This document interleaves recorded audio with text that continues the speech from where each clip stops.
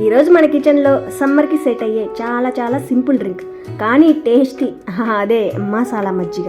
మజ్జిగ అంటే అందరికీ తెలుసు కదా, కానీ ఇది మా ఇంట్లో చిన్నప్పటి నుండి ఒక స్పెషల్ స్టైల్లో చేస్తారండి. ఒక సిప్ తాగితే బాడీకి కూల్, మనసుకి ఫీల్ గుడ్ వస్తుంది.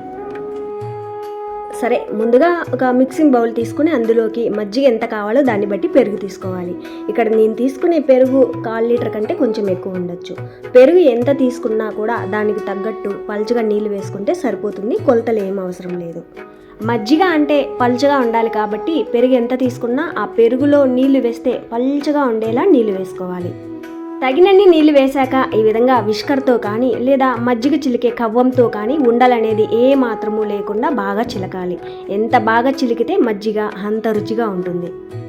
చూడండి, ఈ విధంగా బుడగలు అనేది వస్తుంది కదా, ఈ విధంగా ఎంత బాగా బుడగలు వచ్చాయంటే మన మజ్జిగని అంత బాగా చిలికాము అని.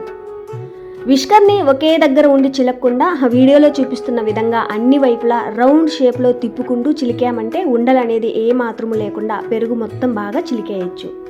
ఫైనల్గా ఎంత బాగా చిలికితే మజ్జిగ అంత రుచిగా ఉంటుంది.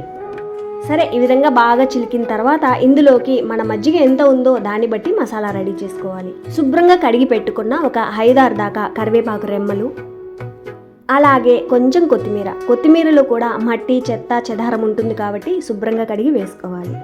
మజ్జిగలో అల్లం ఫ్లేవర్ లైట్గా తగిలేలా కొంచెం అంటే కొంచెం ఈ మాత్రం అల్లం ముక్క, ఒక 1/4 టీ స్పూన్ దాకా జీలకర్ర, పచ్చిమిర్చి. నేను తీసుకున్న ఈ పచ్చిమిర్చి కారం అనేది చాలా తక్కువ ఉంది కాబట్టి ఒకటి మొత్తం అయితే వేసేసుకుంటున్నా. కారం ఎక్కువ ఉన్న పచ్చిమిర్చి సగం వేసుకున్నా చాలు. ఆ మజ్జిగలో కారం లైట్గా తగలాలి, మరీ ఘాటుగా కాకుండా. రుచికి సరిపడా సాల్ట్, ఒక 1/2 చెక్క నిమ్మరసం. ఈ రెసిపీలో గుర్తుంచుకోవాల్సింది ఏంటయ్యా అంటే మజ్జిగలో మసాలా అనేది లైట్గా ఉండాలి, మరీ ఎక్కువ వేసేసి దాన్ని మసాలా కూరలా అయితే రెడీ చేయకూడదు. మజ్జిగలో ఈ మసాలా మరీ ఎక్కువ అయిందంటే ఆ మజ్జిగ రుచి అంత బాగుండదు. మజ్జిగ పల్చగా ఉండాలి, ఈ మసాలా లైట్గా ఉండాలి. సరే, వేసినవన్నీ కూడా సాధ్యమైనంత వరకు మెత్తటి పేస్ట్లా గ్రైండ్ చేసుకోవాలి, అవసరమైతే నీళ్లు కూడా వేసి. చూడండి, ఈ విధంగా మెత్తగా గ్రైండ్ చేస్తేనే మజ్జిగలో వేసిన తర్వాత మన నోటికి అడ్డు రాకుండా ఉంటుంది. ఒకవేళ ఇవి కచ్చా పచ్చగా గ్రైండ్ అయినట్టు ఉంటే ఫిల్టర్ చేసి మజ్జిగలో వేసుకోవచ్చు. మసాలా వేసిన తర్వాత ఈ మజ్జిగ ఈ స్టైల్లో చిక్కగా ఉంది అనిపిస్తే తగినన్ని నీళ్లు వేసుకోవచ్చు.